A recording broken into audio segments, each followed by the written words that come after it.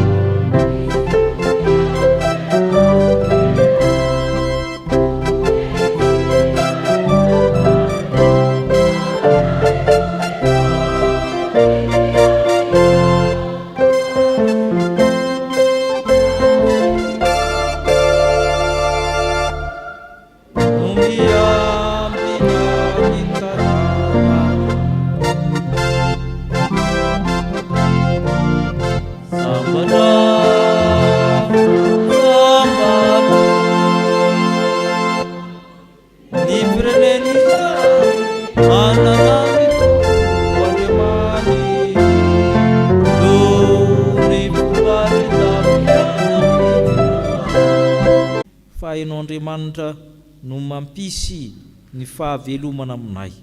Niaranay tamin'ny loza maro samihafa. Misatranao zay ny amin'ny fitantaranao nandritry ny herinandro ka tafahoana eto zahay.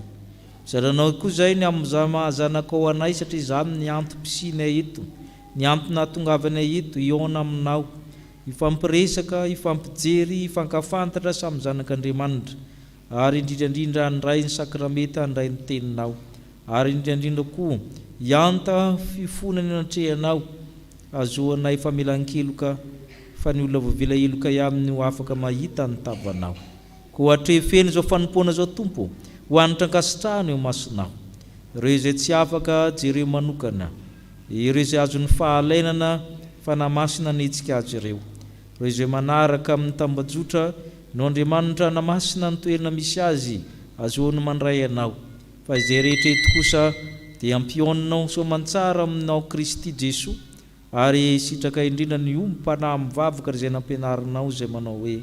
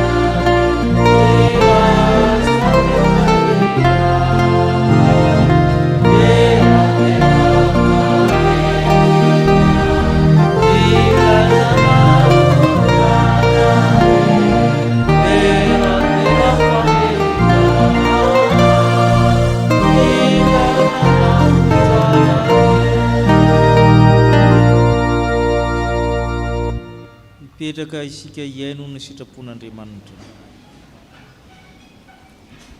Manana ny didiny tokony tandremantsika ny Tompo, ary manana fitsipika tokony ho arahantsika izy, ampahana amin'izany ny amin'ny Romanina 4:7 manomboka amin'ny 7:7. Eno tsika ampanajana sady eritreretintsika tsara ny teny anambaran'Andriamanitra ny sitrapony amintsika. Hoy ny apôstôly masina: aoka isika hiezaka hitady ny momba ny fiadanana sy ny momba ny fifampandrosoana, ary aoka izay matanjaka hitondra ny fahalemen'ny malemy ka tsy hitady izay hafaly ny tenantsika ihany. Aoka isika rehetra samy hitady izay hafaly ny namantsika amin'izay mahasoa sy mampandroso, fa Kristy koa aza dia tsy nitady izay hafaly ny tenany, fa voasoratra hoe: ny lahatra nataon'izay nandatsanao niatra tamiko. Koa dia mifandraisa ianareo tahaka nandraisan'ny Kristy ianareo koa ho voninahitr'Andriamanitra. Amen. Sambatra ny maitsina izay mandeha araka lalàn'i Jehovah, sambatra izay mitandrina teny vavolombelony ka mitady azy amin'ny fony rehetra. Amen. Tsy nahatanteraka izany sitrapon'Andriamanitra izany isika, dia isika hifona anaraka izao vavaka izao. Tompo, ampianarinao izay hitady ny momba ny fiadanana, izay rehetra mampandroso, indrisa nefa Tompo, korontana lava ny fiainanay. Eny, maro ny zavatra tsy mampandroso iainanay, jerenay, zarainay amin'ny hafa, hiadinay hevitra, dia zavatra tsy mampandroso akory, zavatra tsy ilaina akory amin'ny tena fiainana no manahirana anay, mamindrafo aminay. Mamela amin'ny elokay. Tsy afaka ny fampitondra koa izay, ny fanampy, ny mahery sy ny malemy dia tokony hifameno amin'ny zavatra rehetra. Tsy nanao izay nahafaly ny namanay, fa nahasositra azy ireo, nampahatezitra azy ireo, ka nampalahelo ny fanahy masina. Mamindrafo aminay. Mamela ny elokay. Tsy dia tsara fifandraisana izahay, ary tsy mahay mandray ny hafa, tsy zana nefa ny ampianarin'ny Kristy izay nandray ny olona rehetra, na ny kely na ny lehibe, na vavy na lahy, na ny marary na ny salama, na ny ory na ny manana, samy hain'i Kristy ny antrano, na tamin'ny Zakaiosy na tamin'ny Reboka. Tsy mba hainay izany, fa mifanavakavaka izahay, fa mpijery tavan'olona izahay, fanavakavahana ara-poko, ara-piaviana, ara-pananana, ara-pahaizana, ara-piarahamonina, feno amin'ny fiainanay izany. Sasao madio izay efa keloka ary diovy ny fonay mba afimpahotana, fa tsy vitan'izany amin'ny Tompo, fa nanota taminao izay ny tamin'ny teny, tamin'ny fihetsika, tamin'ny eritreritra, tamin'ny natao, mba eno ny vavaka mangina sandratray hifonanay aminao izany rehetra izany.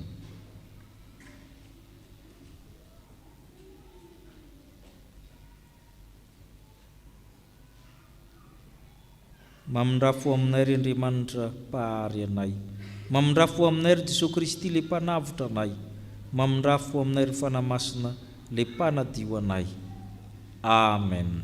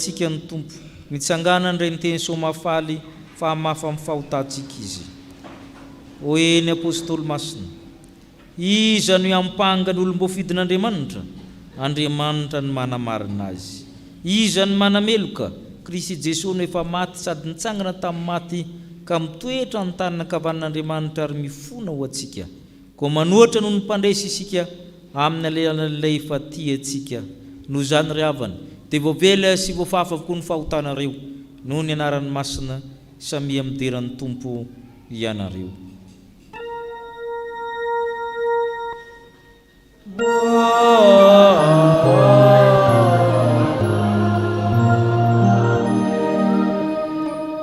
Voninahitra ny amin'ny avo indrindra ho an'Andriamanitra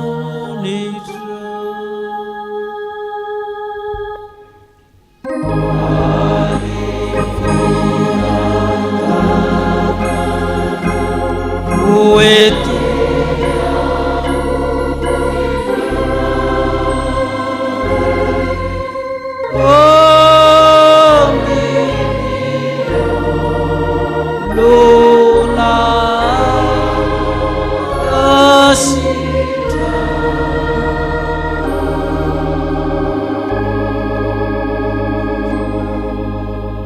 ipetraka amin'ny fifaliana isika no nira fanampin'ny fahina amin'ny 20 ny andininy faharoa sy ny fahatelo.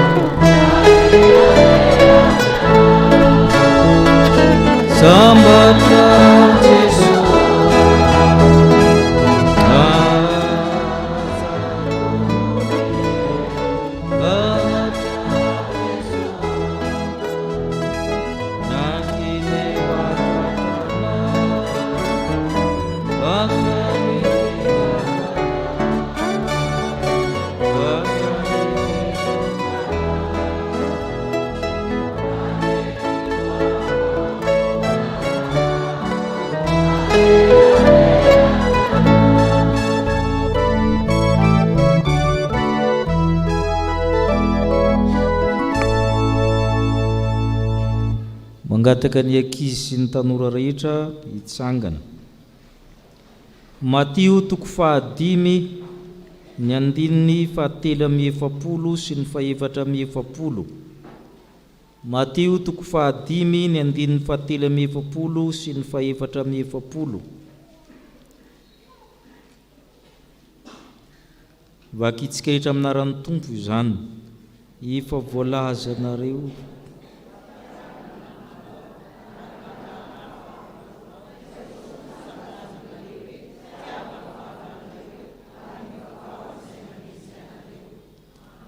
mahazo toerana ianareo. Tiavany fahavalinareo amin'ny vavah ho an'izay manenjika anareo. Ny inaivo izy a dia tsy dia mahazoazo ny teny io, fa le ry ambony ny teny kokoa amin'ny andininy fahavala amin'ny 30.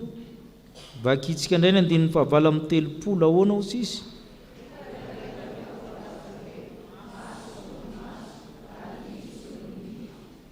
Izy indray zany dia mpamaly faty, na dia eo ara ny finoana, na dia eo ara ny fianarana sekolalady ary rehefa lehibehibe izy anomboka ny anatra katekômena, io zany tsy mba afaka aminy zany le tia mamaly faty zany, fa izy indray dia tsy maintsy mamaly ninninona manjo eo, ninninona mitranga eo.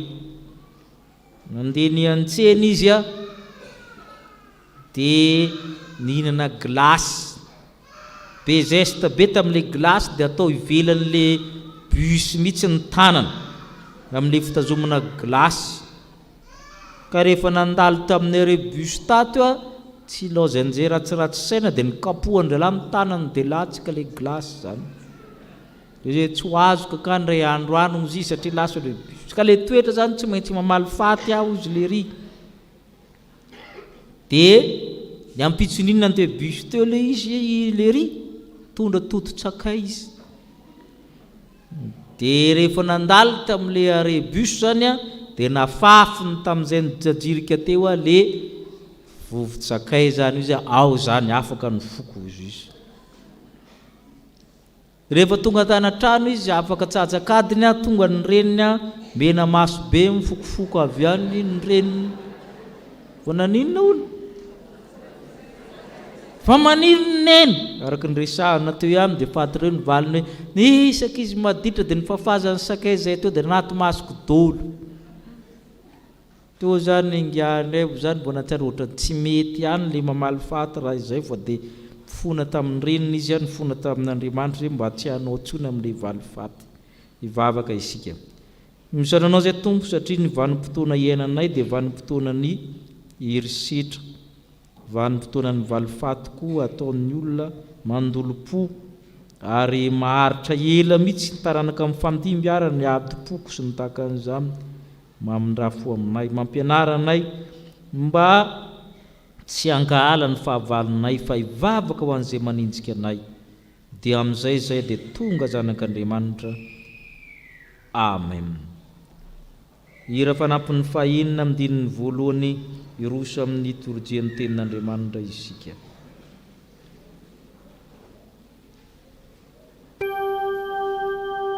Ny teninao Jehova ray mahery.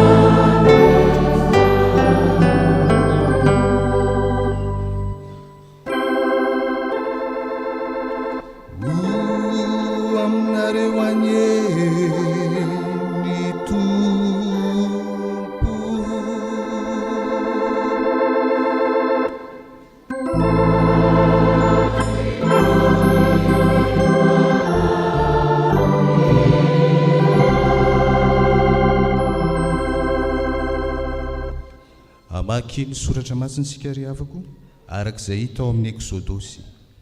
Eksôdôsy 7:12 ny 9:9 ka hatramin'ny 9:10.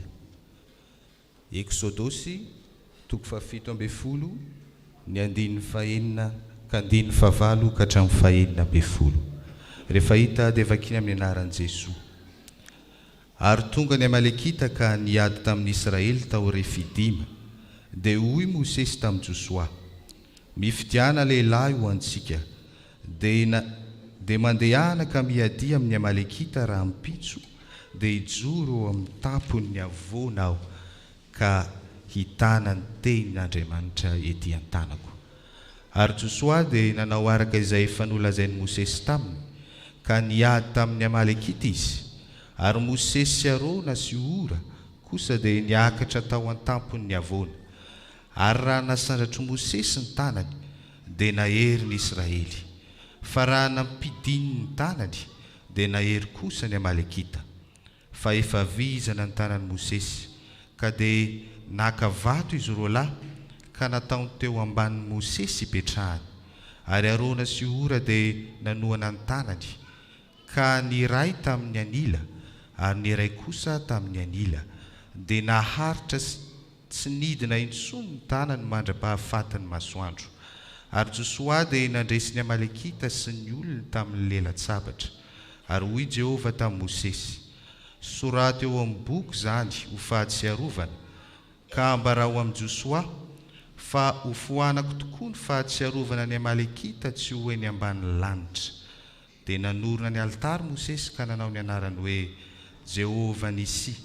Fa hoy izy: Jehovah ny anina hoe niadin'i Jehovah amin'ny Amalekita dia tsy hitsahatra hatramin'izay taranany fara-mandimby. Amen.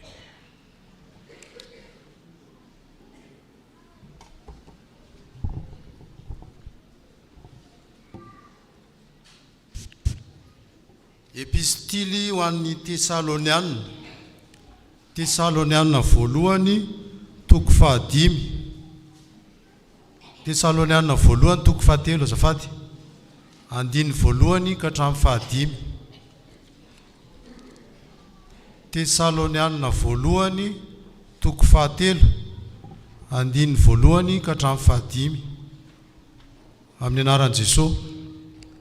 Ary amin'izany raha tsy naharitra intsony izahay dia nataonay fa mety ny laozanay toetra irery tany Atena, ka dia ny raina Timoty rahalahinay sady mpanompon'Andriamanitra amin'ny filazantsarany Kristy, mba hampahery sy hamporisika anareo amin'ny finoanareo, mba tsy hisy ho taitra amin'izao fahoriana izao, fa ny tenanareo mahalala fa ho amin'izao no nanendrenantsika. Fa fony teo aminareo izahay dia nilaza taminareo raha teo fa tsy maintsy hampahoriana isika, dia toy ny efa nanjoy ihany ka fantatrareo. Ary noho izany izaho koa, raha tsy naharitra intsony dia naniraka ahafantatra ny finoanareo, fandrao sendra nakafanay anareo ny pakafanay ka ho foana ny fikelezana iaina.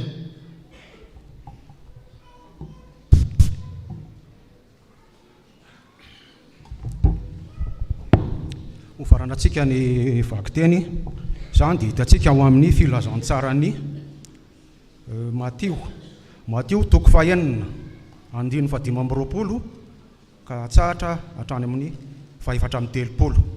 Matio 5:1 ka hatsahatra hatrany amin'ny 430. Ianareo kosa ao tsika hitsangana fa izaho hamaky azy minaran'i Jesosy. Ary noho izany dia lazaiko aminareo hoe aza manany amin'ny ainareo dia izay hoaninareo na izay hosotroanareo, na ny amin'ny tenanareo dia izay ho tafianareo. Moa ny aina tsy mihoatra noho ny hanina fa ary ny tena noho ny fitafiana. Tsy injovo ny voromanidina fa tsy mba mamafy na mijinja na mitaona ho any antsopotra ireny, ary ny rainareo izay any an-danitra mamelona azy. Moa tsy mihoatra lavitra anareo va ianareo? Ary izao aminareo na dia manay aza no mahay manampy ny andro iainany na dia kely monjo aza. Ary nahoana no manay ny amin'ny fitafiana ianareo? Dia nio tsara ny fanirian'ny voninkazo any an-tsaha, tsy mba miasa na mamoly ireny. Nefa lazaiko aminareo fa na dia Salomona tao amin'ny voninahiny rehetra aza tsy mba nitafy tahaka ny anankiray amin'ireny. Ary raha niahatra any an-tsaha izay ihany anio ka hatsipy ao apatana rahampitso no ampitafian'Andriamanitra toy izany, tsy mainka ava ianareo ry kely finoana. Dia aza manahy ianareo ka manao hoe inona no haninay, na inona no sotroinay, na inona no tafianay. Fa izany rehetra izany dia katsahan'ny jentilisa fatratra. Fa fantatry ny rainareo izay any an-danitra fa tokony ho anareo izany rehetra izany. Fa katsao aloha ny fanjakany sy ny fahamarinana dia hanampy ho anareo izany rehetra izany. Ary amin'izany dia aza manahy ny amin'ny ampitso ianareo, fa ny ampitso hanahy ny azy, ampy ho an'ny andro ny ratsy miseho aminy. Ray masonao manamasihanay amin'ny fahamarinana, ny teninao ny fahamarinana. Amen.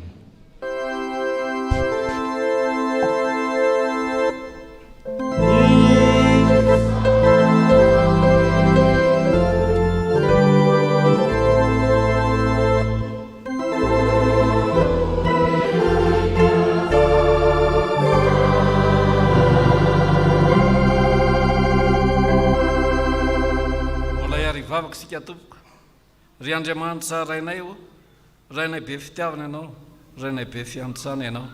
Isaoranay manjakariva ianao, fa mbola mivavaka teto indray ny teninao tamin'ity anio ity. Isaoranay koa ianao, fa voadika amin'ny teny razanay izany teninao izany. Ankehitriny ary Tompo, mangataka amin'ny fananao masina izahay, mba hitoetra ty anatinay, hanokatra ny fonay vato, ho toy ny tany lonaka aniriny ny teninao. Miasanao fa mamahery io, ka ao ka tsy andre afa-tsy n'izay feo avy aminao izahay, ampangino izay feo rehetra tsy avy amin'ny teninao. Ianao ambomba ny mpanomponao izay hitory ny teninao, miasa ianao fa namahery io, aoka ianao hanendro ny molony, hanambara izay tena sitraka amin'ny fonao, azahoanay izay tiany afatra ampitaina aminay amin'ity anio ity. Tsy verina aminao foana ny teninao raha tsy hatateraka izay nanirinao. Tenena ry Jehova o, fa voninahikeno izay mpanomponao. Amen.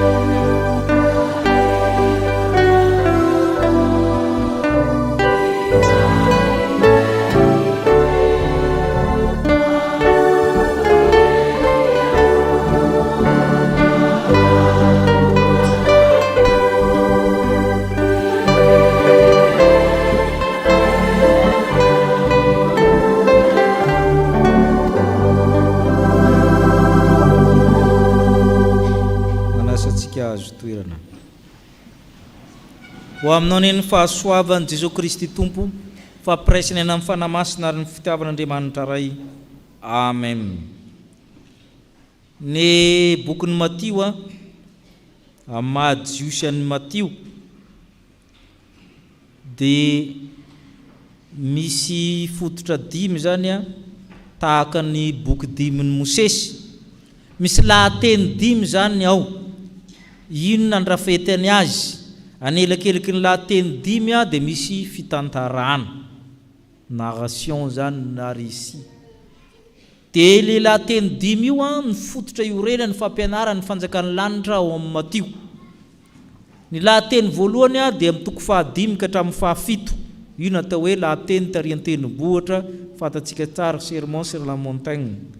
Dia ny lahateny faharoa amin'ny toko 10 izay misy ny fanirahana ny mpianatra sy ny apôstôly.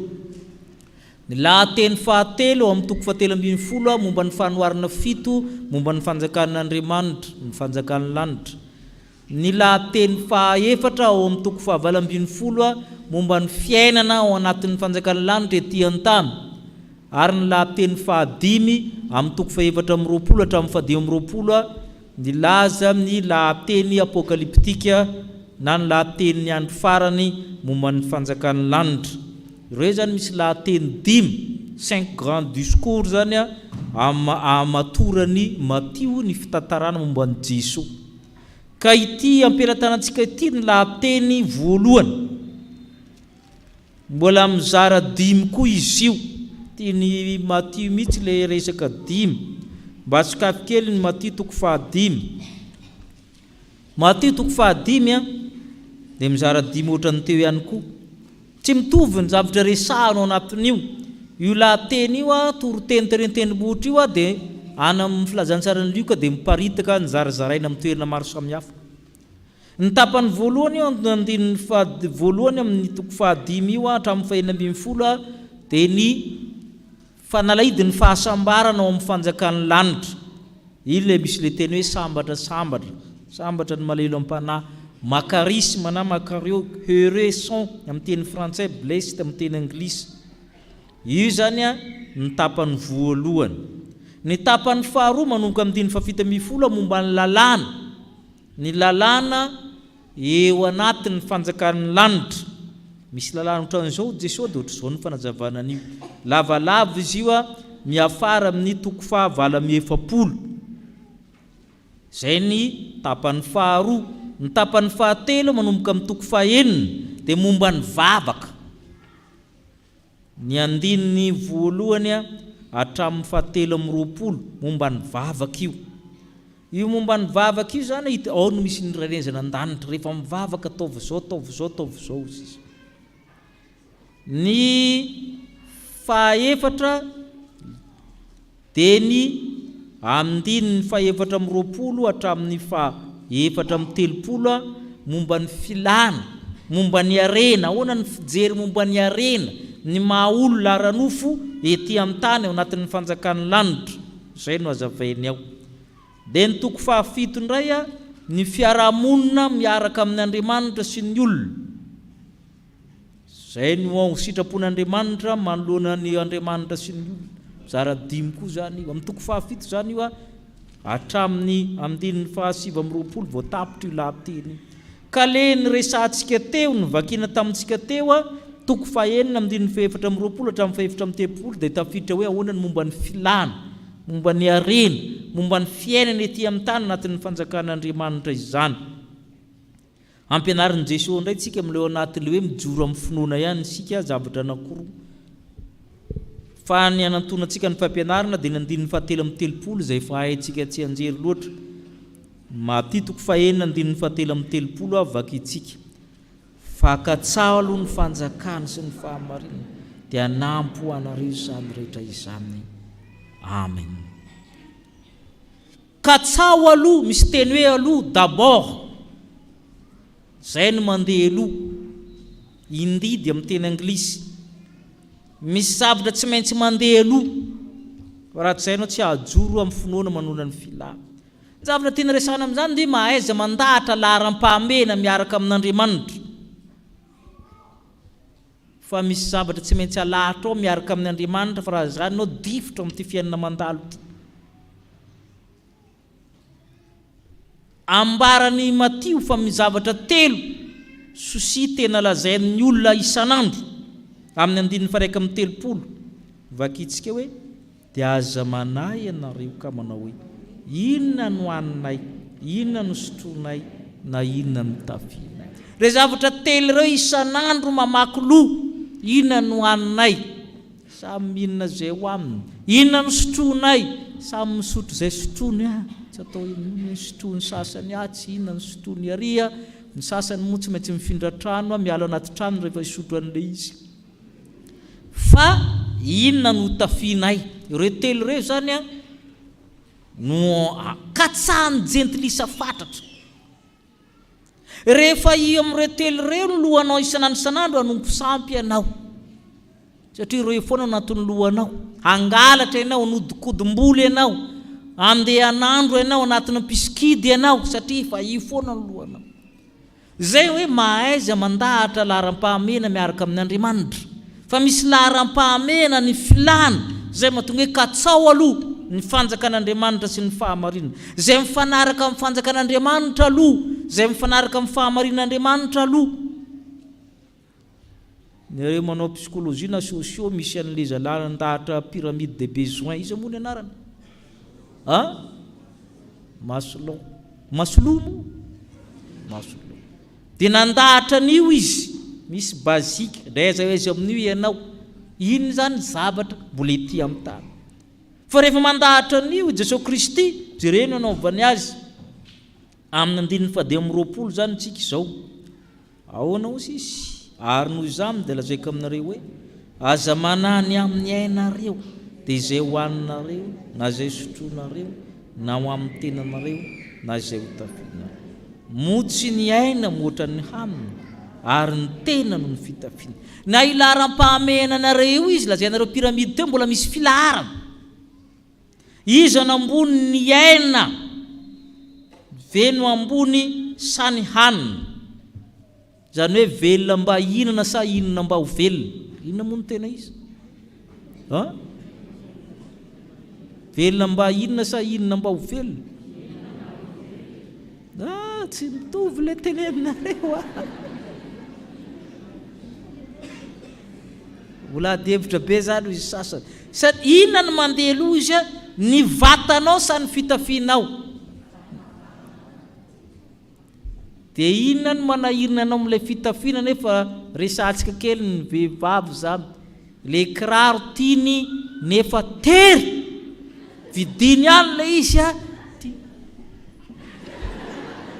iza zany nambona amin'izay le vatana sa le kiraro dia ampijalaina mihitsy le vatana sa anatiny ao ity akanjo tsy mba tiatiako ohatrany misy fehikibo zay fividy amin'ilay izy raha azoko tsara dia coince le fehikibo ngodangoda zay le izy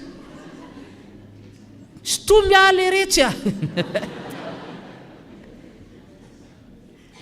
matetika amin'ny fiainantsika andavanandro zany le vatana zany mijaly no le fitafiana tahaka izany koa ny ainao ve sa ny sakafo misy sakafo marobe tsy mety amin'ny fahasalamanao jesy na zany any misy laharam-pahamena hoe ny fiainanao aloha vao sakafo fa matetika lasa aloha le sakafo na le fitafiana zay hoe tsy mahay mandahatra ny laharam-pahamena ianao amin'izay fa mila mandahatra ny miaraka mifanaraka amin'ny sitrapon'Andriamanitra ve zay ny laharam-pahamena ambony indrindra amin'ny fanjakan'Andriamanitra ary zay mahatonga ny sitrapon'Andriamanitra io sy fanjakan'Andriamanitra io dia hita anatin'ny vaviky ny ampianaran'ny tompo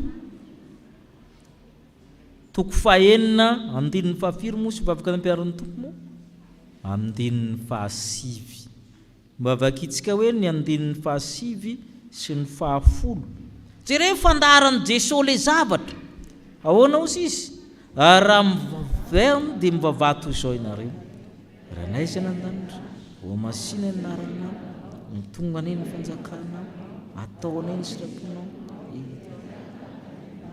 io vinan'Andriamanitra io raha vao tsy ao anatin'ny vinan'Andriamanitra ny vinanao tsy ao anatin'ny laharam-pahamen'Andriamanitra laharam-pahamenao dia zava-ponany ianao tanao ny any Jesosy inona no mandeha aloha fahamasinana fanjakan'Andriamanitra sitrapon'Andriamanitra zay vao mangataka inona izy amin'ny 1:10 zay vao ny zavatra ety amin'ny tany momba ny fahavelomana ety amin'ny tany sakafo fa tsika rehefa mangataka dia ino mandeha aloha fa tsy zay mihitsy ho Jesosy ary zay ndika katsao aloha ny fanjakana sy ny fahamarinana eto dia justice hoe manao fahamarinana ve ianao amin'ny besoinao fa raha tsy zahana ianao hamon'olona hangalatra ianao hanodikodim-bola satria misy tsy fahamarinana ianao zany raha voa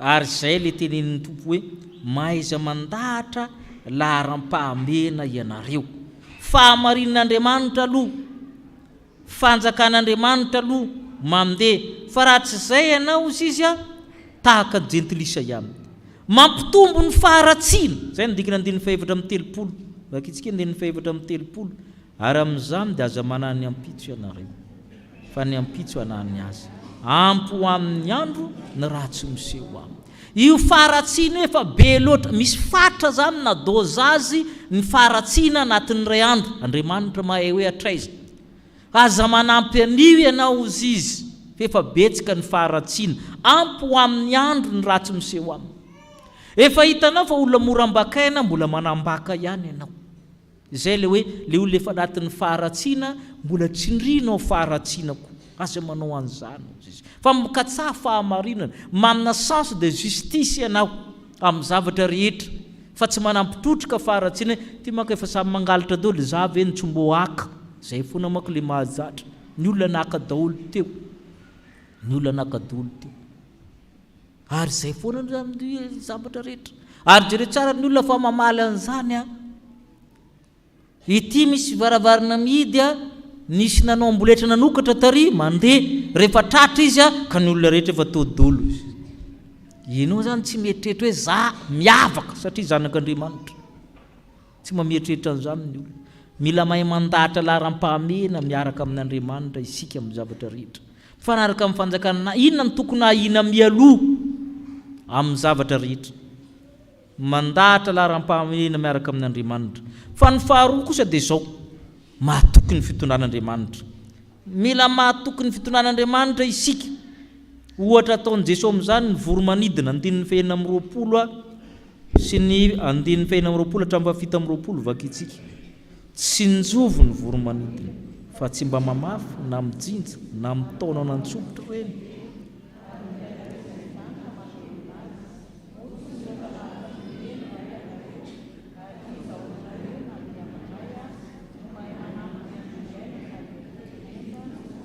Andriamanitra mitondra anao jerevo ny voromanidina ozy izy tsy mamafy tsy mijinja tsy mitaona fa velomin'Andriamanitra zany akory tsy midika hoe ho azivité na akamona ny ampianaran'ny Jesosy eto satria ny vorona moa miasa sa tsy miasa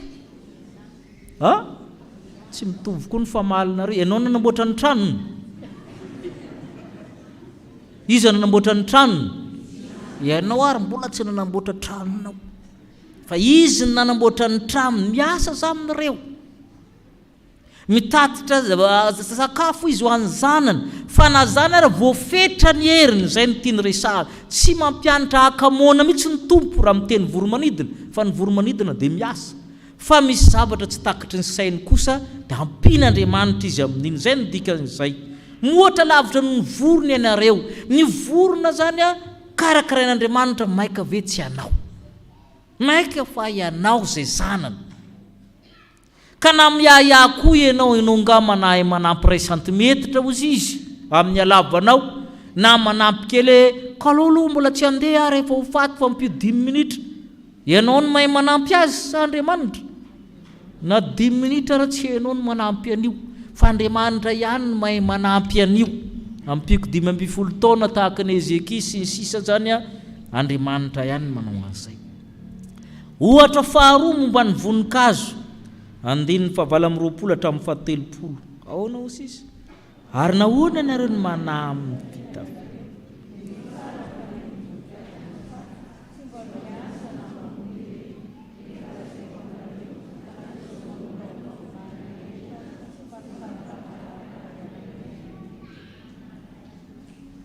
tena 9:30 ary raha niahatra nantsisaha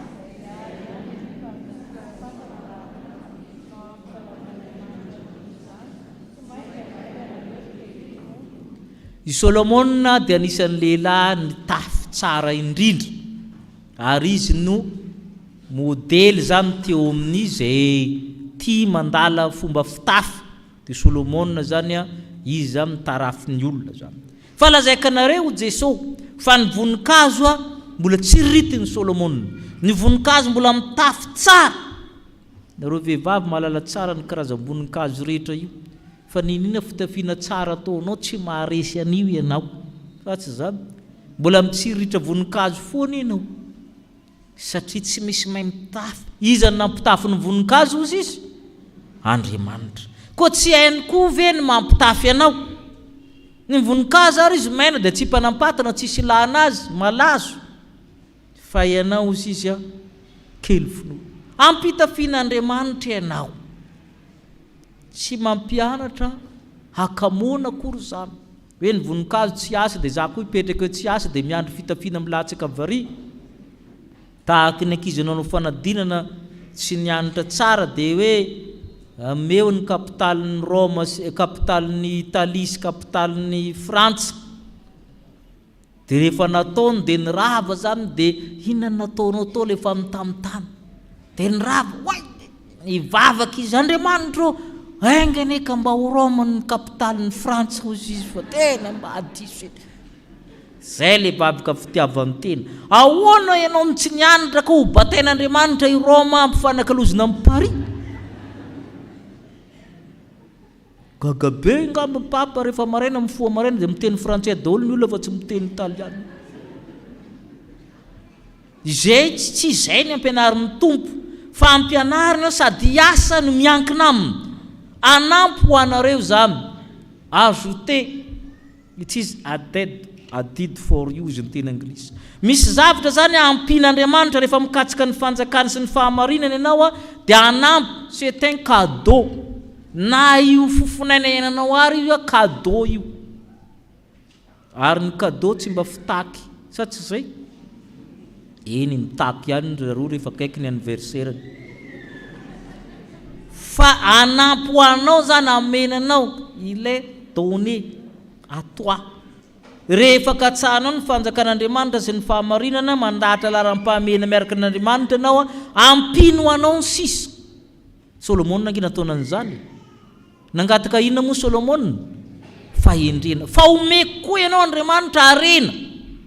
Meko koa ianao voninahitra fanampin'io. Zay le hoe fa matetika zany tsika le cadeau ny takitsika isan'andro, le fanampiny. Tahaka nareo mandeha atsy ihany io. Anaovy ino moa? Anaovy composé de pivo ranon'ino moa? Pivo ranon-dasopy. Fa aloha rehefa tonga dia le ranon-dasopy ny takinao alohan'ny composé. Hoe me ranon-dasopy dia sy composé. Zay le sary ny fiainantsika. Ile fanampiny no iaditsika hevitra fatratra. Inona ny sotoana ho aminy tafidy. Fa tsy ny momba n'Andriamanitra. Fa tsy momba ny famindrampon'Andriamanitra. Fa tsy ny momba ny zavatra ara-panahy. Zay zavatra tsotra zay ny ampianarin'ny Jesosy aty. Zavatra tsotra. Ary zay no mahatonga ny Mosesy nampianatra amin'ny Joshua. Niady ny Amelekita andeha hanafika ny zanak'Israely. Zanak'Israely ty tsy manana miaramila, tsy mifanina ho an'izany akory. Fa tsy hoe ndosika vavaka dia iandreto, tsy zay nataon'ny Mosesy tamin'ny Joshua. Manomorony ianao miaramila ho izy dia ndana miady. Olona tsy mahay miady netony Joshua. Fa zaho izy arian'ny tampon-tenibotra hivavaka ho anareo. Ary zay le Andriamanitra zany ny fiainantsika mihitsy miracle isan'andro. Fa ny famaritana hoe fahagagana tsy mitovy. Eto fahagagana hafa eto naturel be. Satria inona ny nentin'ny Mosesy ary tenibotra tazana ary? Inona ny nentiny ho sisa? Tena. Inona ny tsarotsika amin'ile tena moa? Nampisarana ny ranomasina mena. Effet psychologique hoe raha vao matazana tena le miaramila ny firoany Joshua dia maninona izy? Mahery izy satria mahatsiaro hoe efa namonjy azy io. Zay mahatonga azy mehery miady be rehefa karin'ny Mosesy le tena. Tsy isy miracle io amin'ny eritreretanao azy fa miracle naturel, effet psychologique. Rehefa reraka amin'ny tanan'ny Mosesy ka midina, maninona zareo resy? Satria le sel zany ary amin'le tena hoe ao le izy. Ary zay koa le afetseny Arona sy Ora. Fantatry zareo koa zany le zavatra ataon'ny Mosesy io. Dia nakanjareo vato ny ray mitazona tanany ilana, ny ray amin'ny ilany sady mivavaka ihany dia naninona zareo parivany andro? Nandresy zareo. Ary zay koa nataon'Andriamanitra aminao. Manampy anao Andriamanitra, maniraka anao hiasa izy. fa fantany koa fa voafetra ianao, voafetra ny volanao, voafetra ny herinao, voafetra ny fahalalanao, fantany zany fa na ny voromanidina ary izy karakaraina, ny voninkazo ary tafiana, alaharo ny laharam-pahamehana, ny vatanao ny ainao aloha vao fitafiana voasakafo ary indrindrandrindra miankina mandrakariva amin'ny fitonan'Andriamanitra fa zanany ianao. Amen.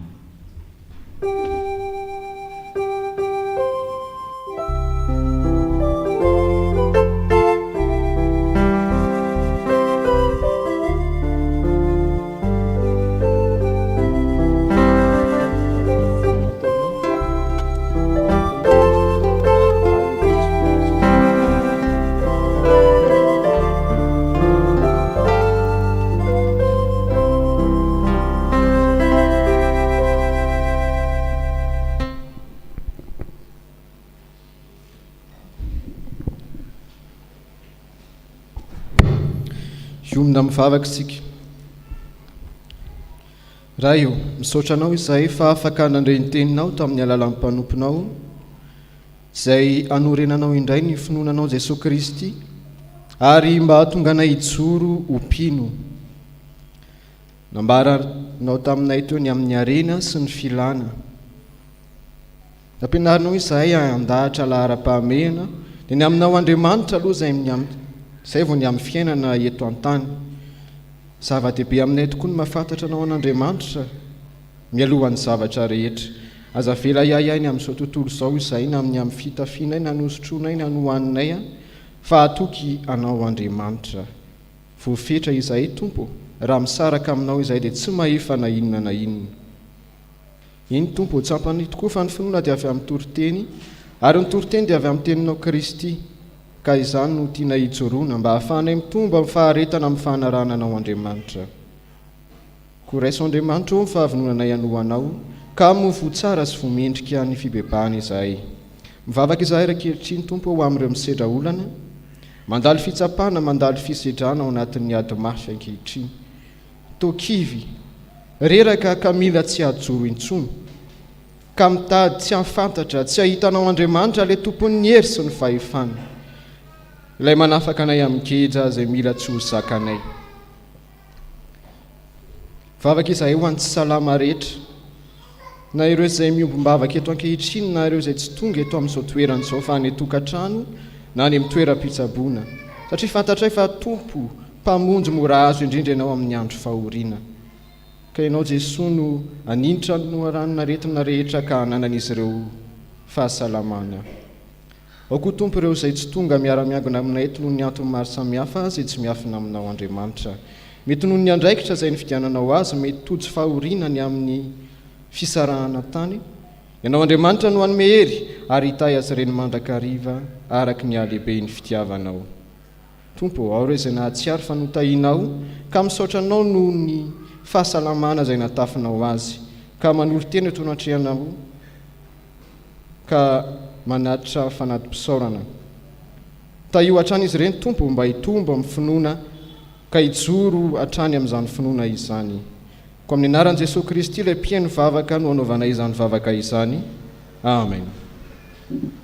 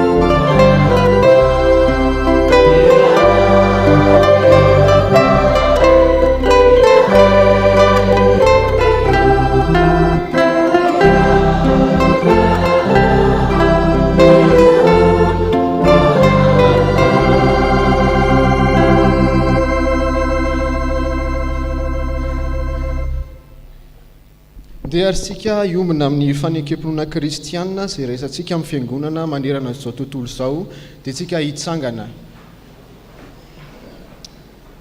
Ka ny fanekempinoana laharana voalohany no andeha hitonontsika manao hoe: Andriamanitra ray tsy tompanao lanitra sy ny tany ary mino an Jesosy Kristy zananay tokana tontsika izay nitorotoroana tamin'ny fanahy masina nateraka Maria Virjiny hijara nanapaka potipilato noloana tamin'ny azo fijaliana natoka nalevina inona tamin'ny fiainatsika tsanga tamin'ny maty amin'ny andro fahatelo niakatra manendahitra mipetraka ravanan'Andriamanitra ray tsy toa avy any ny finy tsara ny velona sy ny maty mino fanahy masina ny fiangonana masina manerana izao tontolo izao ny fiangonan'ny olona masina ny famelan-keloka ary tanànany tena maty ary ny fiainana mandrakizay. Amen. Aoka hipetraka isika.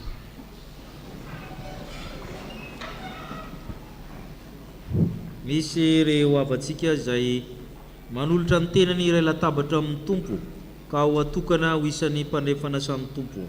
Ny ira fahenina amin'ny fitopolo amin'ny zato ny andinin'ny voalohany dia asaina izy ireo hiakatra ny alitara masina.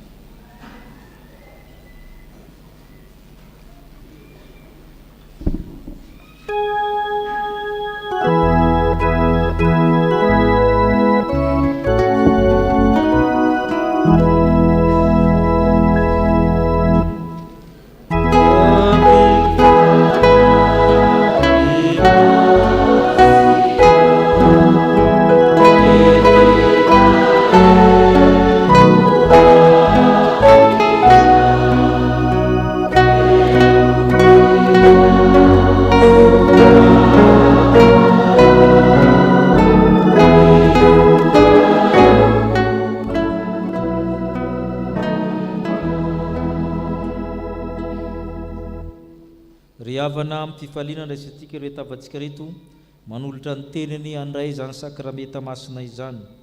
Vavolombelon'ny fanekena izay ataon'izy ireo isika ary miezaka isika mpanefana samy tompo rehetra mba hanamafy ny fanekena izay fanekentsika teo anatrehan'ny fiangonana.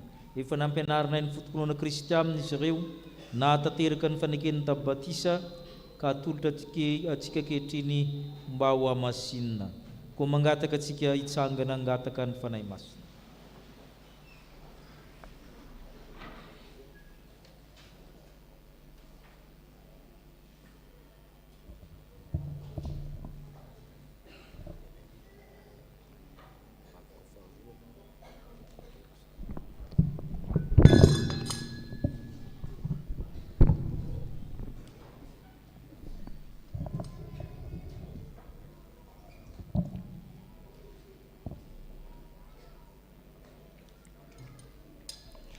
Ivavaka isika.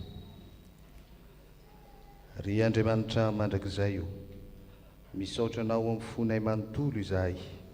Sitraka ao mantsy no manome toky anay fa ny teny fikasana momba ny famonjena dia ho anay sy ny zanakay, ary ho an'izay rehetra lavitra na iza tsony ny fitiavana anatony anao.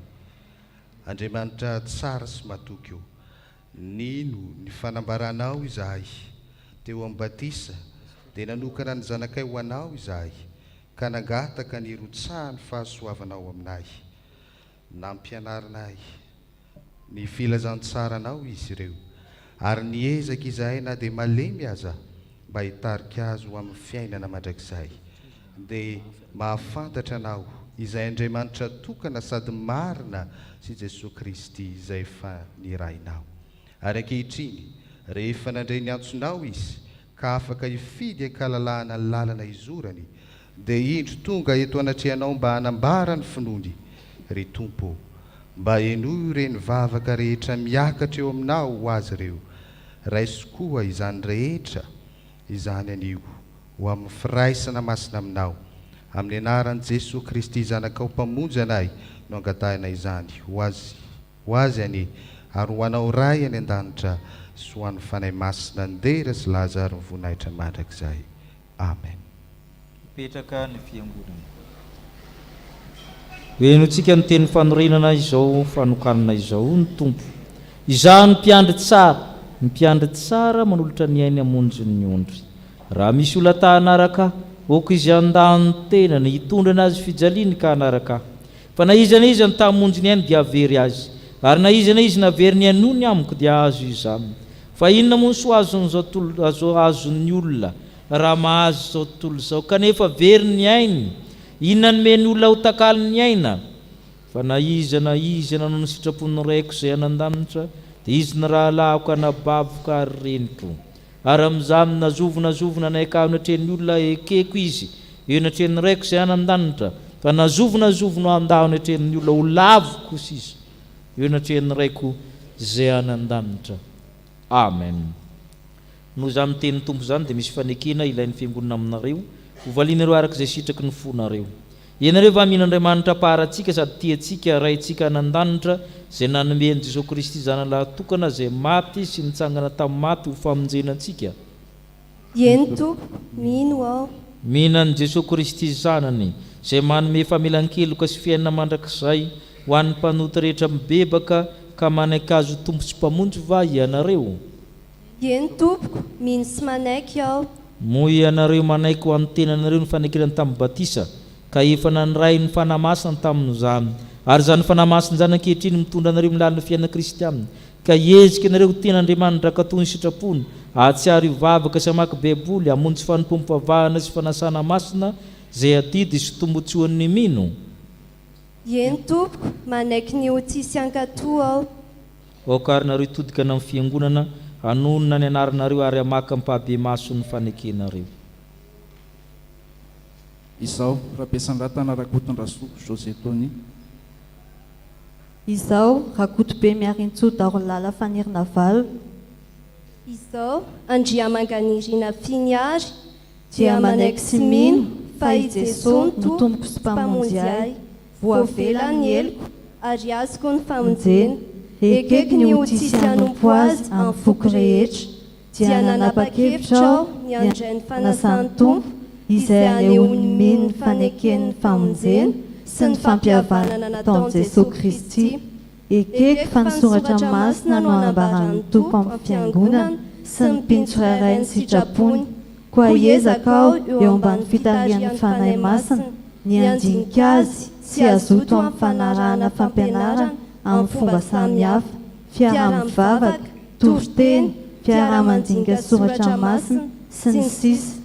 Amin'ny maha-isan'ny mino ahy dia ataoko zava-dehibe sady voalohany fitandroana ny famonjanaitran'Andriamanitra eo amin'ny fitondran-tenako ary ezaka aho ampiasa ireo talenta sy ny fanomezam-pahasoavana nomeny ahy mba hanompo azy eto amin'ny fiangonana sy amin'ny toerana rehetra alehako.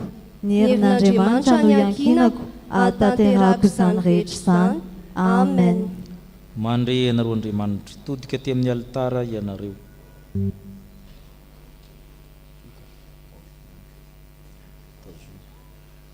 Rabesan-dratana Rakotondraso José Tony.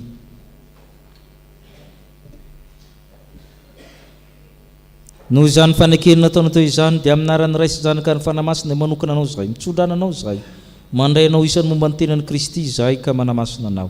Asaina ianao ndray anjara miaraka amin'ny ankehitrina amin'ny fanasan'ny tompo ary Andriamanitra tsy toy efa niantsanao la tamin'ny maizina ho amin'ny fahazavany mahagagany no hatanteraka sy ampiorana mpitoetra anao ho azy ny fanjakana mandrakizay ho aminao ny fahendrena mahiresy sy mahatanja fa amin'ny tompo momba anao.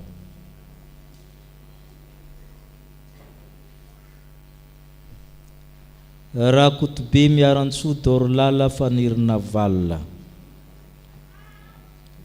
Noho izany fanekena nataona teo izany dia aminaran'Andriamanitra ray zanaka fanamasina dia manokana anao izay manamasina anao izay ka mandray anao isany momba ny tenan'i Kristy.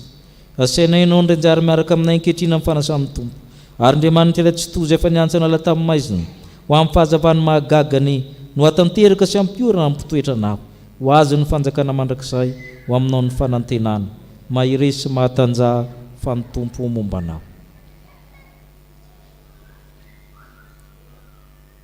Andriamanganirina Finiary.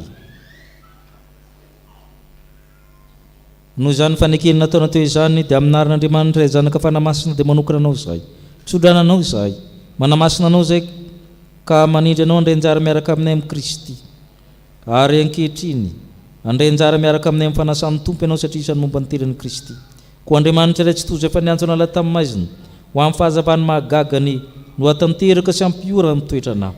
Ho azy ny fanjakana mandrakizay ho aminao ny fifaliana mahiresy sy mahatanjaha fa ny tompo mombanao.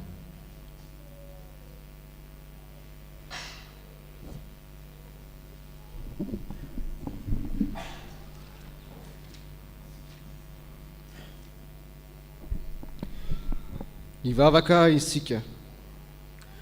Tompo Andriamanitro, misaotra anao izahay no ny amin'ity ora nomenao iainanay eto anatrehanao ity. Apetraka eo an-tananao ray eo reto mpanomponao ireto, izay vao avy nanamafy ampahibe maso ny fanekeny taminao. Ianao ry Andriamanitra ray eo no niantso azy koa namaly izany antsonao izany izy. Ta io ny fanapahan-keviny toetra amin'ny fahatokinanao ka mba homeo azy ny hery aharetany amin'izany. Noho ny fanahinao masina, ianao ihany no aoka hanomana azy anatona ny latabatra ao masina sy apiditra azy amin'ny firaisana amin'ny zanakao. Ataovy marina ny fibebahana, matanjaka ny finoany, sy ozongozona ary ny fanantenany ataovy mahery ary ny fitiavany. Aoka hifikitra mafy amin'ny marina izay mavonjy izy, ka hiasa lalandava mba hitombony amin'ny fahalalana izany. Ary isehony amin'ny kely mandrakariva eo anatrehan'izao tontolo izao, ho vavolombelony amin'ny teniny sy ny asany. Vavaka aminao izay Tompo, mba moeo anay rehetra koa ny androso hatrany eo amin'ny fiainana kristianina, mibanjana ny fanjakana mandrakizay izay fanampanantenanao ho an'ny zanakao. Inoho izahay iray be famindrapo, fa amin'ny anaran'i Jesosy Kristy zanaka ao mahalalanao mpamonjy anay, no entinay mivavaka aminao. Amen. Tany mafy ny ananareo mba tsy hisy aka ny satroboninahitra reo, mandehanana ka mitomboa amin'ny fahatsarana rehetra. Amen. Raha manana hira ny fikambanana katekomena dia hira izy amin'ny rakom-pisaorana.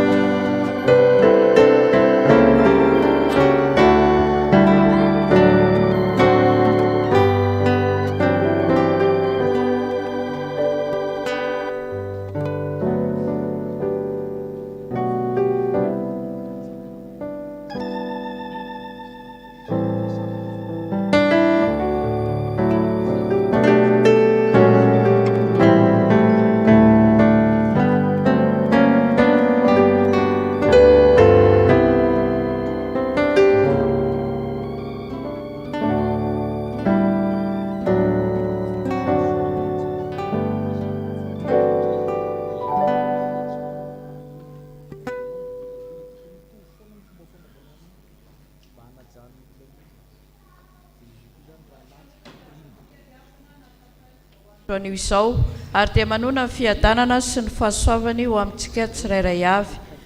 Izao ny lazainy zanak'Andriamanitra izay manana maso toy ny lelafo ary ny tongony tahaka ny varahana manganoano. Fantatry ny asanao sy ny fitiavanao sy ny finoanao sy ny fanomponao ary ny faharetanao, ary ny asanao farany dia bea noho ny voalohany. Apokalipsy 2:9-20 sy 7:20. Toy izao indray vovovoray tamin'izao maraina izao. Anio alahady 20 volana Aogositra dia alahadin'ny aumônerie FJKM. Noho izany dia isin'ny fanompom-pivavahana anio hariva manomboka amin'ny rora sasany eny amin'ny chapelle Itosy hôpitaly izay anasanantsika mpianakavin'ny finoana. Andray fitenenana ny AFF anatanteraka famangina manjony fiangonana rehefa vita izao fanompom-pivavahana izao. Vaovao avy amin'ny sampana VFL. Inona no ataonareo mihoatra noho ny sasany? Anatanteraka tafika masina any Moramanga isika VFL ny 5-20, 9-20, 7-20 ny volana Aogositra ho avy izao, ka misoratra anarana any amin'ny sekretera izay rehetra andeha, ary mivory isika ny alarobia 7-20 volana Aogositra amin'ny 5:00 andamina ny momba izany, ka manantena ny tsirairay ho tonga amin'izany. Sampana mpanazava stily. Anainga ny tolakandro ny sampaty anatanteraka ny lasy lehibe izay atao any Mahambo ny 20 ka hatramin'ny 9-20 volana Aogositra. Misaotra ny mpitandrina ny braon fiangonana ary isika kristianina iray manontolo tamin'ny fanohanana sy ny fitondrana am-bavaka. Isy fotoam-bavaka ho fangataham-pitahiana ny sampana anio hariva manomboka amin'ny rora sasany. Izany dia arahan'ny asa sy fampaherezana iarahana amin'ny safifa. Mangataka hatrany ny fitrotrona am-bavaka azy ny sampaty.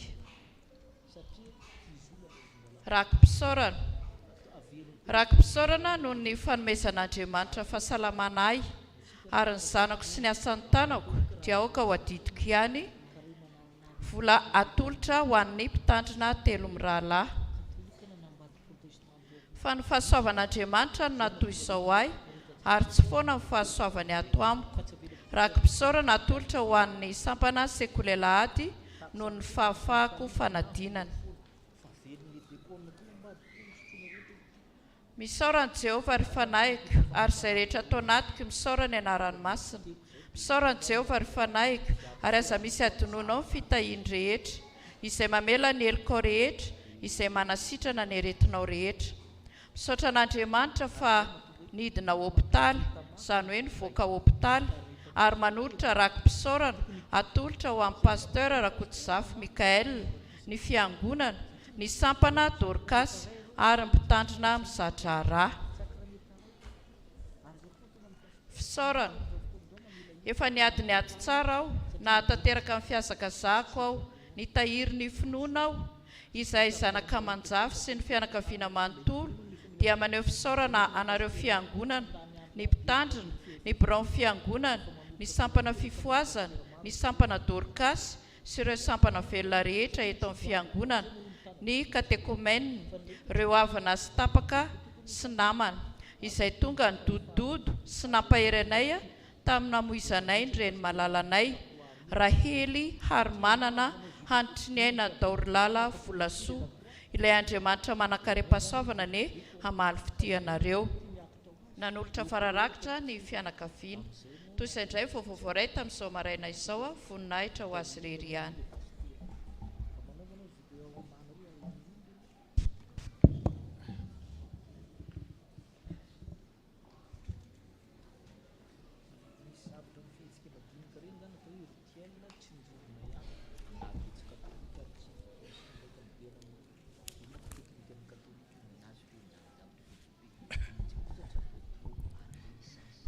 Inty aho, irao aho, izany teny izany no entina hiara-banantsika rehetra amin'ny anaran'ny Tompo.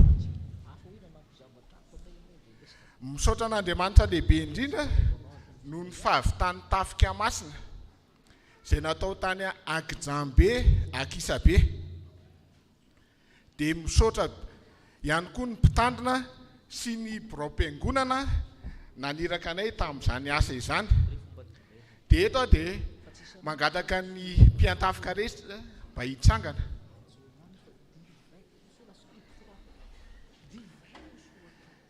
Dia misaotra antsika mpiantafika ihany koa zany namaly ny antron'Andriamanitra ka nanao ny asany. Andriamanitra manakarepa sofana ny amaly fitianareo amin'izany asa lehibe, asa fitoriana filazantsara izay natao tany Ankisabe zany. Dia afaka mipetraka. Misaotra ny fiangonana tamin'ny fitondrana am-bavaka sy ny fanohanana rehetra. Dia eto koa zay dia misaotra ny sampana izay nandefa solotena tamin'izany. Ny toerana nale moa zany dia tany ny hoe Akijambe, Ankisabe, zany hoe 20 kilometra miala ny Akadinondry Sakay. Dia mandeha route secondaire izy io. Zay 20 kilometra zay zany route secondaire. Dia isan'ny mpiantafika tany zany natratra teo amin'ny 230 dia niaraka tamin'ny mpitandrina tahina. Dia nisan'ny trano voatafika, voatsidika, isan'ny teo amin'ny 770. Dia tany koa zany nisy projection na film zany natao ka teo amin'ny 110 eo ny mpijery film. Ary isan'ny ankizy koa zany nanaovana tafika masina tany dia teo amin'ny 70 eo. Dia tany koa nisy asa fampaherezana. Asa fampaherezana natao zany tamin'ny tao am-piangonana. Nefa na dia zany nisy ihany koa zany asa fampaherezana manokana mihitsiny izay nataon'ireo mpiandry zany izay isaorana azy manokana. Izay natratra teo amin'ny 70 latsaka teo ilay izy. Dia eto dia mba te izara amintsika ny zavatra niainanay tany. Tamin'ny alatsinainy 14 Aogositra teo zany zay natory taty am-piangonana satria hiala vao maraina hoe am-5 zany miala ato am-piangonana. Dia tafala zay zany ny talata fa tamin'ny 5 sy fefany teo eo tamin'ny 5 sy fefany teo zany ny tafala teto am-piangonana. Dia niala teto am-piangonana zay dia intelo finda tomobile zany vao tonga any amin'ilay toerana hoe Akijambe, Ankisabe. Dia alohan'ny andehananay tany nefa nialon'ny alatsinainy avy be ny orana, tena avy be. Dia tsy tody tany amin'ilay toerana zay, tsy tody tany amin'ilay Akijambe fa natory an-dalana, natory teo Mahavelona. Dia ny fiara moa zany tsy afaka. Dia efa hariva zany zay vao tonga teo amin'ilay Mahavelona tany amin'ny 9 latsaka tany. Dia teo zany nanapa-kevitra hoe tsy tody any Akijambe tsontsika fa aleo matory eto Mahavelona. Dia isaorana ny tompo fa atao zany efa nomen'Andriamanitra trano zay atoriana. Dia nisy nanome lamba. Dia vita zay dia niainga ny talata vao maraina, larobia vao maraina tamin'ny 5 teo zany hiazo any Akijambe. Dia tany amin'ny 12 zay vao tonga tany toerana. Raha ny ditongotra zany natao dia hitanareo reo be tafika reo misy tanora ao efa misy zokizokiny ao fa teo amin'ny 30 kilometra teo zany ny ditongotra nataon'ireo mpiatafika reo. Dia isaorana ny tompo fa ny zavatra hita zany dia feno fifaliana, tsisy fimonomonana zany tao anatin'ilay mpiatafika fa dia tena faly na dia hoe nandeha tongotra lavitra be azy dia vita zay a dia rehefa odindray nikasa hiala zany zay hoe amin'ny 5 maraina rehefa tonga nefa amin'ny 4 maraina avy be indray ny orana tena avy be dia tsy afaka nanao changement tao anaty tracteur fa dia miandry ny orana ny tsahatra mihitsiny zany zay vao miainga dia efa tany amin'ny enina sasany tany zany zay a vao tafala tao Akijambe dia tamin'izany koa zany a tsy velona indray nisy fiara tsy velona dia teo zany hoe ahoana ty a dia tafita ihany moa zany lasa foana velona ny fiara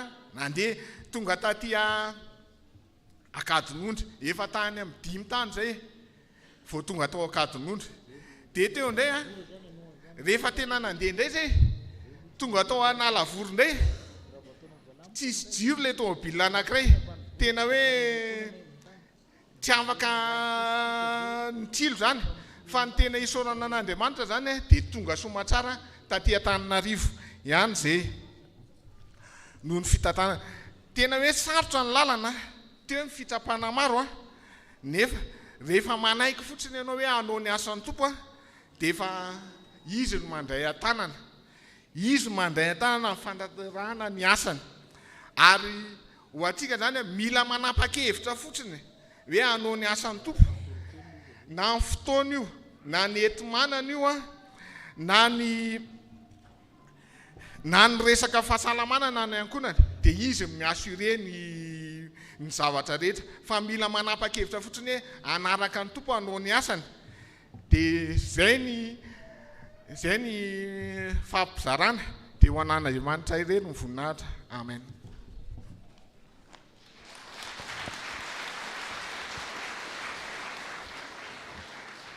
Sotra ny AFF tsika ny amin'izany ny sekoly dia mitohy ihany ny fampianarana ny fanahy tsy mba vakansy izy tsika teo miverina ny taniketsy raha hariva amin'ny 3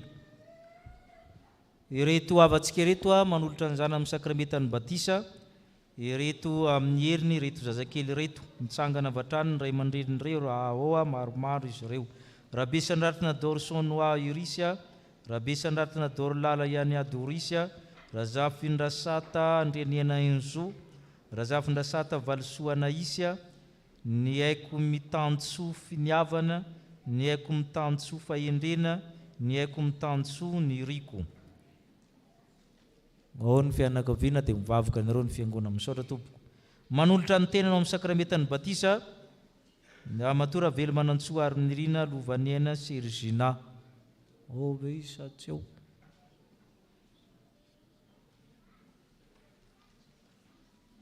misaotra tompoko riarina ry izy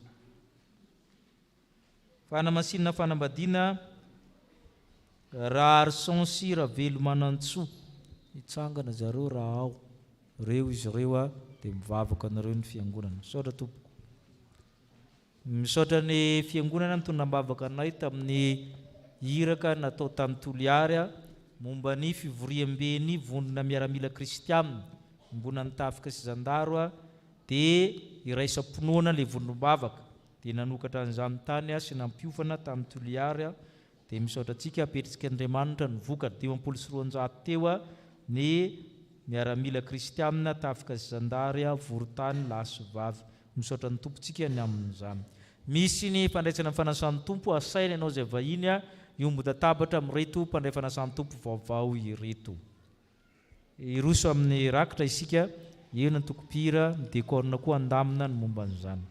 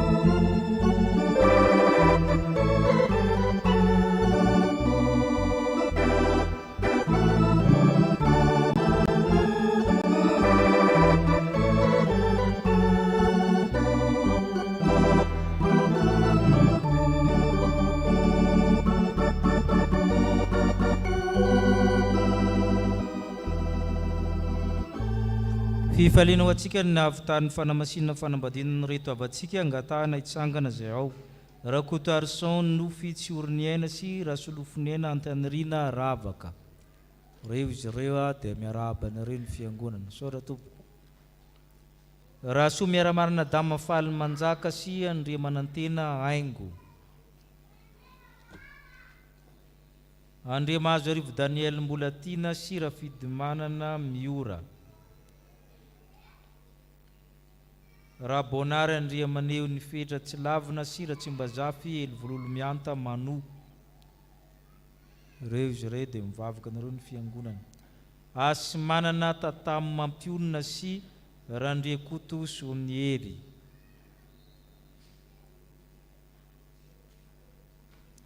Dia misaotra ny fiangonana isika ny amin'izany itsangana isika ny olotra ny rakitra.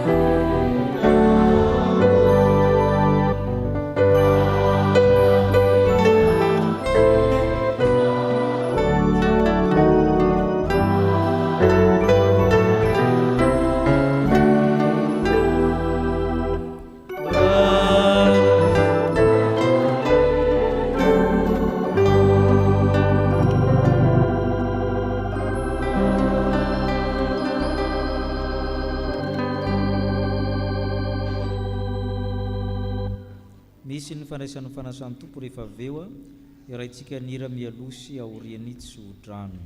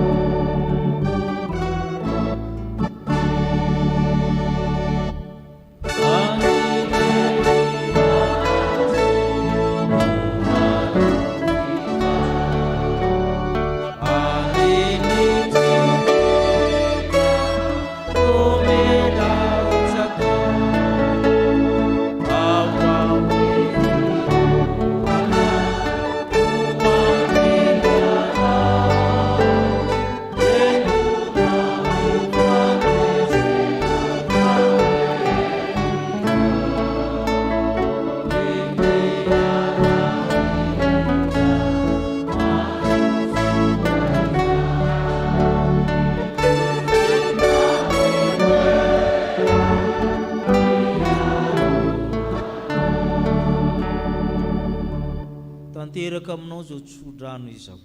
Andriamanitry ny fiadanana masinareo samy tanteraka aorovana avokoa ny ainareo ny tenanareo tanteraka tsy hanantsina amin'ny fiavian'i Kristy Tompontsika. Ho tahino raha mandeha, ho tahino raha mitoetra, ho tahino raha miditra, ho tahino raha mivoaka amin'ny tokantranonao. Amen.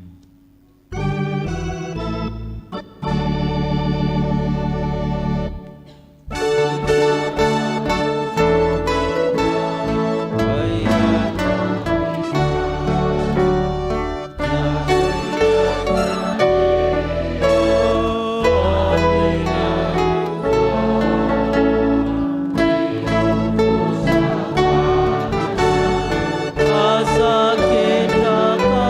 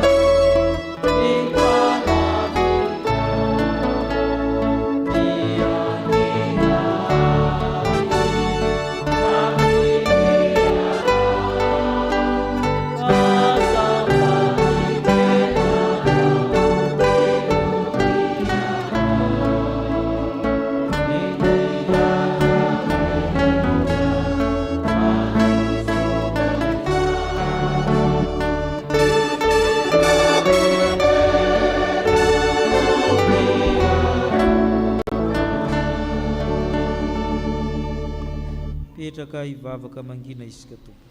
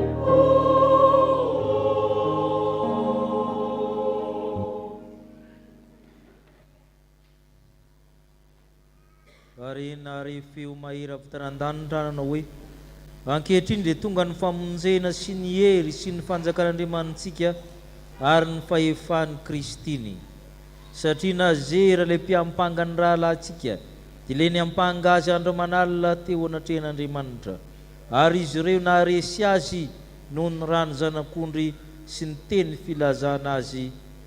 Amen.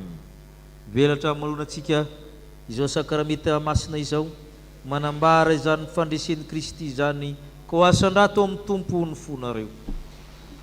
Fantatra efa tompon'ny tompo mpanjakan'ny mpanjaka ianao Kristy, Andriamanitra avy amin'Andriamanitra. Feno fidirananao nandanitra amin'ny kerabima sy ny serafima rakotry ny elany, ireo anjely tsy ombian'ny alina, ny mpaminany sy ny apôstôly ny martiora, ireo olomboavitra efa sambatra naminao. Ko mianto izay tompo mba iombona amin'ny feno marobe nandanitra ka hisantatra sahaby ny fanjakana sy ny finobiana masina manao hoe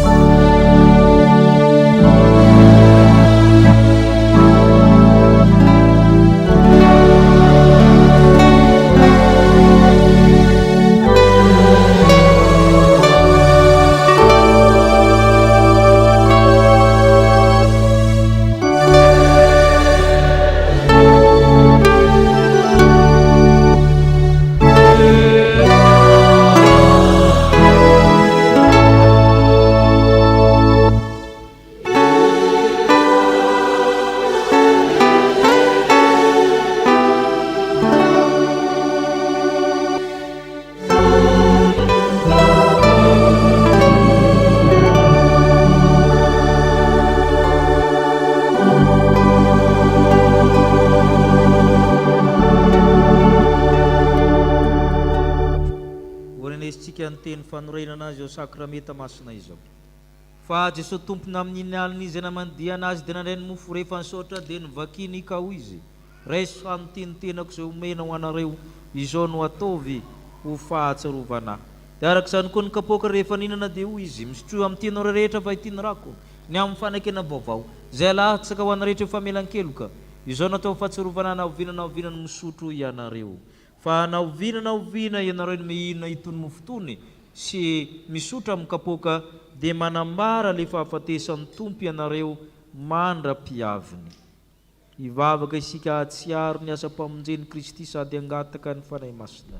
Ry tompo renaizy nandanitro, indreto mahatsiaro ny fahatongavanao nofo teo amin'ny Maria Virgine ny finanambilon'ny Betlahema, ny fampianaranao ny tsahivona teo ny toro-teny tarian-tendrombohitra, tsaronay ny fijalianao ny fahafatesanao ny fisangananao amin'ny toerany maty, miakatra amboninahitra anara mifona eo ankavanany ray. Noho izany dia miandro sy mitalao ny verenanao izay ka matoky anao ka mikatsaka ny fanjakana sy ny fahamarinanao. Ka noho izany Andriamanitra ray io, feno ny voninahitra ny fanatim-pisaoranay, ta io tanteraka sakramenta masina zao endry Kristy le tokana Kristy le tamteraka, Kristy le natena ny ray mandeha monjanay teo amin'ny azo fijaliana. Ry tompo ray anan-danitro, ny fanahy ny fahamarinana zay tsy azon'izao tolo zao raisina tsy hitany nafantany fanomenao anay, fanahy mahary mamely manamasina manome anay ny zavatra rehetra. Izany fanahy izany nomeo anay ahatsarovanay marina tokoa tafaray amin'ny nofo mandrany Kristy rehefa miombona amin'ny mofo sy ny divay izay, ka mianta aminao zay ry fanahy masina, ry fanahy amin'ny Kristy, amasin'ny mofo manambara amin'ny tenan'ny Kristy, amasin'ny torak'izay amin'ny divay manambarandrany Kristy. Anao Andriamanitra kosa atateraka ny fitiavanao sy ny famindramponao amin'ny Kristy, satria amin'ny alalan'ny Kristy sy miaraka amin'ny Kristy ho aminao Andriamanitra etsy tokoa mba mifiraisina amin'ny fanahy masina ny laza sy ny voninahitra rehetra mandrakizay. Amen.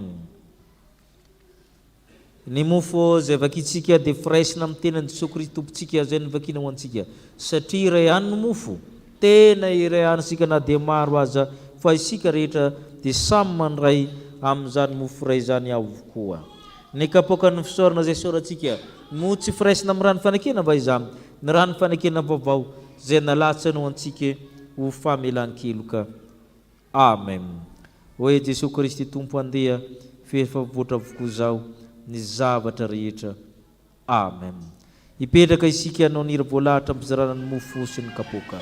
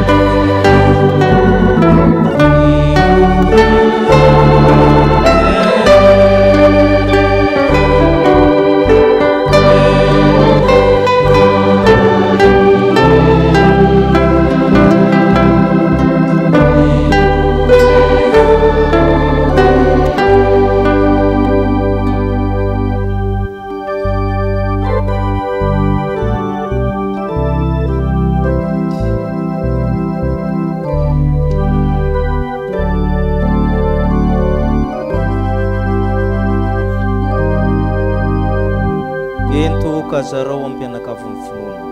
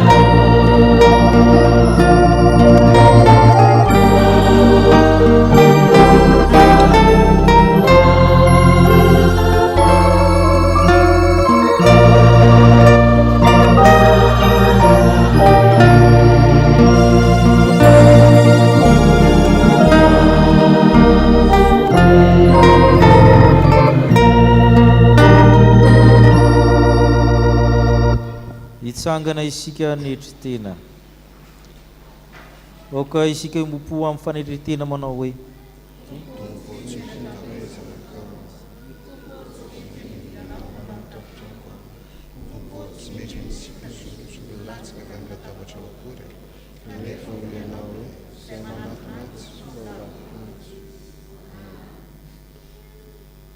manomeza mofinaina tompo ho tanjakay.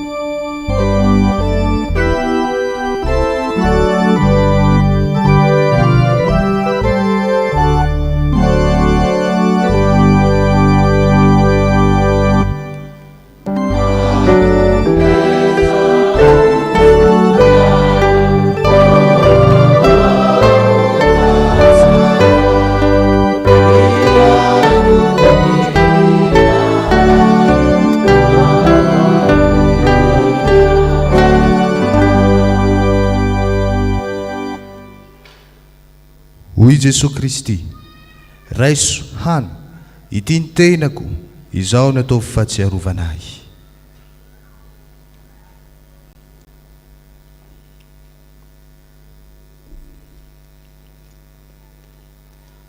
Ny raha manaraka ny andininy fahatelo. Jesosy no raha nao soa nataonao avotray.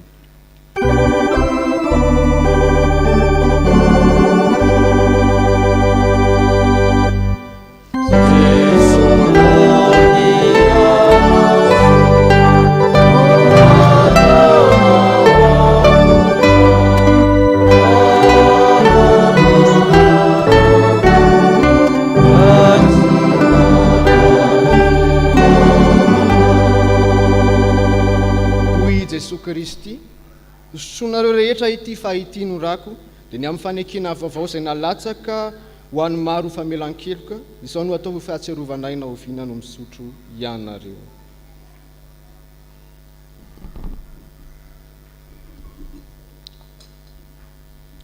Misaotra anao izay tompo fefanandray araka izay mety izao an'ny mpanahy mahavoka ary sakafo mifanjakany lanitra izao. Maniry koa izay raha maniry ny ara-mihinana aminao sy misotro aminao, satria vaovao amin'ny fanjakany lanitra izay rahatra izay ao aminao. Misaotra tompo, maranata, mameny fitianao. Amen. Hoy ny apôstôly masina, mifalia mandrakariva ao amin'ny tompo ho zandry mifalia, aoka ho fantatry ny olona rehetra ny fandeferanareo fa efa miakaiky ny tompo. Aza manana inona, vaoka ny fivavahana sy ny fifonina ambany fisaorana noentinareo manambara ny fangatahanareo amin'Andriamanitra amin'ny zavatra rehetra. Amen. Petraka amin'ny fifaliana isika noho ny rakom-pisaorana.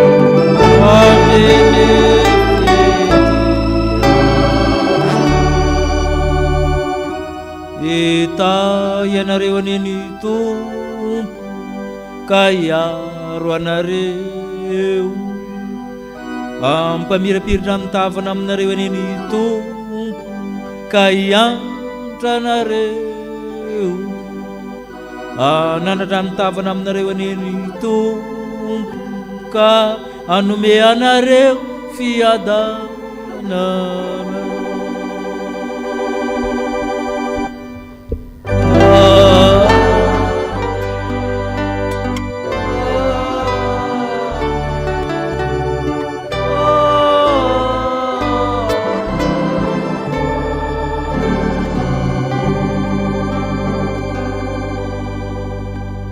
Petraka ivavaka mangina isika Tompo.